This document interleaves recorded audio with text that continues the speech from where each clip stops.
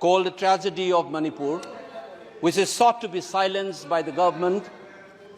And it is an irony that such an important matter, which is sought to be silenced, gets an opportunity as the midnight hour approaches. And this reminds me of the fact that people in my home state, the time is 2 hours ahead of Delhi. And we have been dancing on the tune of Delhi and the time that is supposed to be approaching 12 at the moment. People like Janu Barua and others have demanded for years that Northeast should have a separate time zone. Only then you will be able to live with dignity and a sense of well-being. The kind of priority that I can sense is this moment that I get a chance to speak. Mr. Speaker, sir, Mr. Chairman, I'm drawing your attention to the absence of Manipur in the President's address. This is not a simple absence. It is a reminder of a Rashtra Chetna which excludes people. You must realize that more than 60,000 people are languishing in relief camp in wretched conditions for the last 1 year. If anybody has read Partition of the Subcontinent, which I have done, I was associated with a research project. We have interviewed more than 1,500 survivors of partition of 1947, and you are witnessing the same thing. People are living in wretched conditions that I cannot even mention here. 60,000 people homeless is not a joke. 200 plus people died. And there has been civil war-like situations where people are armed to the teeth and roaming around and fighting each other, defending their villages. And the Indian state is a mute spectator to this tragedy for 1 year. I must remind this House that each and every square centimeter of Manipur is covered by a central armed forces. It is one of the most militarized areas in this country where you have more armed policemen than the civil police, besides the armed forces of the Union. Despite this, how is that 60,000 people were rendered homeless and villages in thousands were destroyed? And yet, our Prime Minister remained mute, not even a word. And the presidential address did not even mention that. Shame, shame, shame, shame, shame. And I said that this silence is not normal.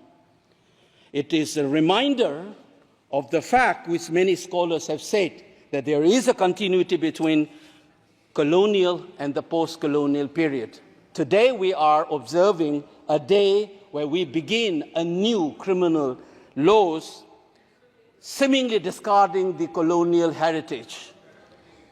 But as Ashish Nandi says, colonialism is a state of mind. It is a psychological phenomenon. It is an outlook, the way you look at the people, the way you look at the world. And the fact that this continuity is shown by neglecting the tragedy of a state, which is the 19th state of the Union. It is amazing to see that I get an opportunity as the midnight hour approaches to register this anguish and this hurt of the denial that this country has meted out to its own citizens in the state of Manipur. I must ask these questions to the House. Is this silence communicating to the people of the Northeast, and Manipur in particular, that you don't matter in the Indian state scheme of things? Major Laisam Jotin, who was awarded Ashok Chakra while grappling with suicide bomber, was a Manipuri, who was awarded Ashok Chakra. You are dishonoring his own state. Major Ngangom Joy Datta, who was awarded V Chakra while fighting for this country and doing his duty as a part of the peacekeeping force in Sri Lanka in 1987. You are dishonoring this man. You are dishonoring the likes of the youths who hold the tricolor in international platforms, the likes of Mary Kom, Sarita Kunjarani, and Mirabai Chanu, you are saying that you don't matter in this country. Your state doesn't matter in this country. You are also saying that the likes of Ratan Tiam, the icon of the culture of this country, Harivam Sham Sarma, don't matter in this country. If you have an iota of concern for this state, there would not have been a silence. There would not have been a silence in this house, nor in the presidential address. This must be registered. Please raise your point of order. If you wanted to doubt the nationality and the nationalism of the people of that state, you must realize that these people have fought for the country. These people have brought rural to this country. Please remember this. And that is what the silence means. 1 second. And I am telling you this.